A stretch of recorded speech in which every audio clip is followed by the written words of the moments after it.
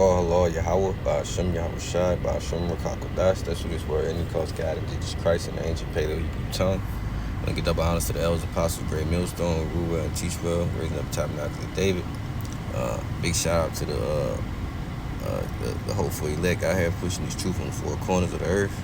And big shout out to the head of the elder men in the camp, Brother Kazak, whom I teach under. Shalom to a few Akwaf that watch and believe. This is just a quick hit based off an article I seen, man. This is a big move and a big drastic downfall for Babylon right here, man. This is Saudi Arabia exits U.S. petrodollar deal. Now, anybody that knows anything about the relationship between the U.S. and Saudi Arabia, well, Saudi Arabia is a oil typhoon. You know, they basically been buying up oil from Saudi Arabia, as well as Dubai and what's the other country they buy oil from? I can't think of it, man, but they mainly buy their oil and other goods, like most of our necessities that we use on a daily basis, man. Most of our goods come from over Saudi Arabia, as well as China. We already know that. But the simple fact that most of the oil that they buy is used for the Babylon's military, man. And this is a big change for them now, because now you got to understand that America they don't use their own resources. You know what I'm saying? They hold and save up all their own resources. Why? Because Edom knows he's going to war. He knows he's got to go to war. So what does he have to do? He has to fuel his. He has to rack up for his military, man. For that great day when World War III comes and these missiles start popping off.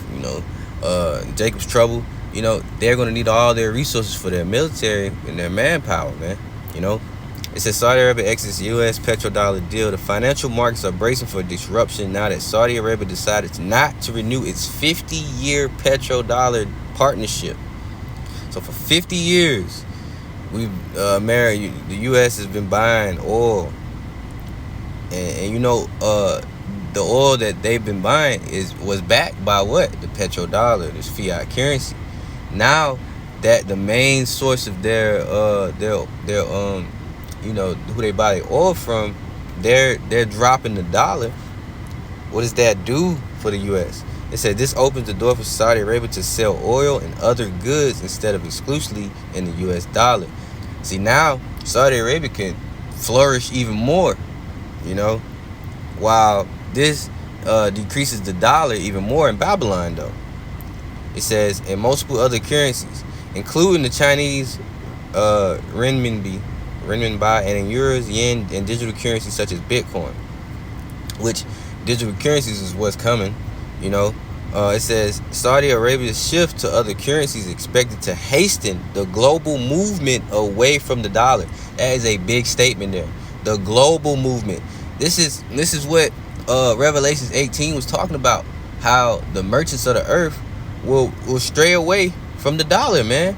They don't want to buy their goods no more. They don't want to be under the petrodollar under Babylon anymore, man.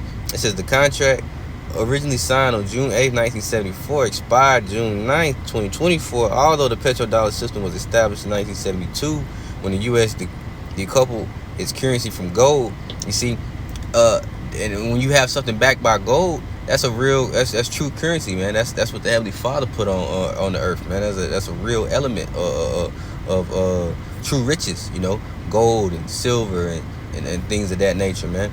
But now, the dollar is the U.S. dollar is only backed. It's not backed by gold. It's a fiat currency, so meaning it's worthless. BRICS have a digital currency that's backed by gold. So that's what most of these other countries are leaning more towards to. They're trying to cripple the dollar, man, and it's happening. And it's happening fast. You see, it says the 1974 security agreement that the U.S. and Saudi Arabia signed heralded close cooperation between the two countries by establishing two joint commissions one on economic cooperation and the second on Saudi Arabia's military needs, right? So understand this, that while they were while they were under this deal, Saudi Arabia couldn't go sell oil to certain countries. They couldn't sell their goods to certain countries or trade to certain countries, because that's how Esau, he's a big bully, man. That's what he does. You see, now this opens up a whole plethora of things for Saudi Arabia, and opens up a whole plethora of a downfall for the U.S. It says the United States' goal was to motivate the Kingdom of Saudi Arabia to ramp up its oil production and foster cooperation not only with that country but other Arab nations as well. So basically, Esau was ahead of the game. They knew Saudi Arabia was going to pull out soon enough, because they was telling them to ramp up the production of oil. Why? So they could get the oil, and keep their resources. This man is greedy, man. Esau Edom is greedy. It says Saudi Arabia recently announced that it joined Project M-Bridge to explore multi-central bank digital currency platform. You see? So Saudi Arabia is moving into what? A central banking digital a digital banking system, basically, man. A central banking digital currency. So now they're more than likely going to be joining BRICS here soon. I wouldn't be surprised. You see, it says the CDBC is built on a distributed ledger technology for instant cross-border payment settlements and foreign exchange transactions. More than 26 nations are M-Bridge members, including Federal Reserve Bank of New York. I'm not going to read all that, but I'm going to read all that. It says Bank of New York, International Monetary Fund, World Bank, European Central Bank, Reserve Bank of Australia, Bank of Israel, Bank of France, Central Bank of Bahrain, Central Bank of Egypt, Bank of Jordan, Bank of Namibia, and South African Reserve Bank. You see? So with this being said, man, this is gonna cripple the US dollar so much more, man. And we see that in the scriptures as well. It says, this is Revelations 18:10. It says, standing afar off for the fear of her torment, saying, alas, at last that great city Babylon, that mighty city, for in 1 hour is thy judgment come. And the merchants of the earth shall weep and mourn for her, for no man buyeth their merchandise anymore. See? So this is going to be a drastic change for the economic scale over here, man. Going into the third quarter of the year in Babylon, man. The other nations are dropping the dollar, man. They don't want nothing to do with America, man. They don't want nothing to do with America. It says the merchandise of gold, silver, precious stones, pearls, fine linen, purple, and silk, scarlet, and so on and so on, is just going into the specific merchandise and things that they were banned with the with US with selling goods and stuff. This is all prophecy coming to pass, man. You see, it's all prophecy. It says, I'm jump down to verse 17. It says, for in 1 hour so great riches is come to naught, and every shipmaster and all the company and ships and sailors and as many as trade by sea stood afar off and cried when they saw the smoke of her burning, saying, what city is like unto this great city, man? This great city is not about to be a great city no more, man. We're about to start seeing less goods and more and more less things are on the shelves, man. Everything we buy is not all of it. Everything we buy in these grocery stores, man, the necessities that we need on a daily basis aren't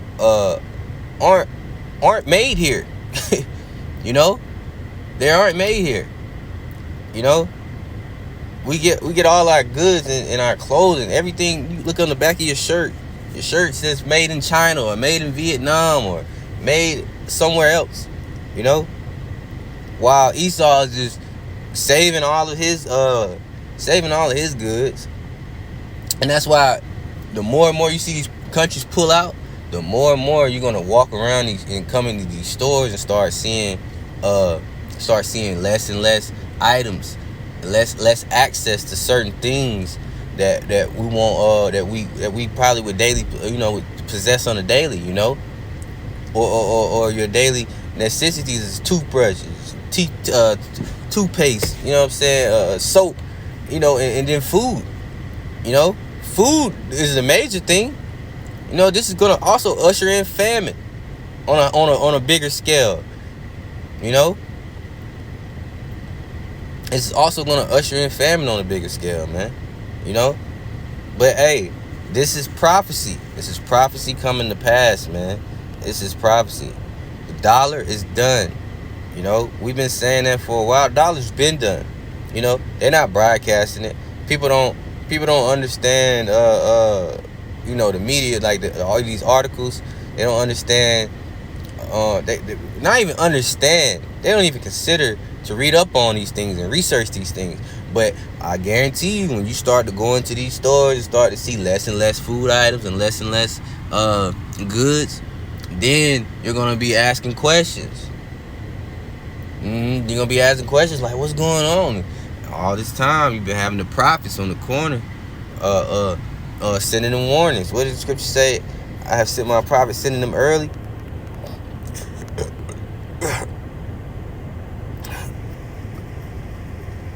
What does it say? Jeremiah 25:4 says, and the Lord has sent, and Yahweh Shem Yahushua sent unto you all his servants the prophets, rising early and sending them, but ye have not hearkened, nor inclined your ear to hear.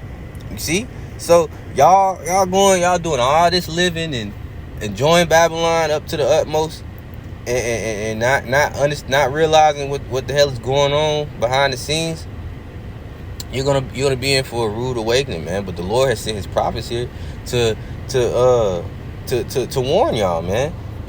But what did y'all do? Let me get 2nd Chronicles, Second Chronicles, I think it's 36, and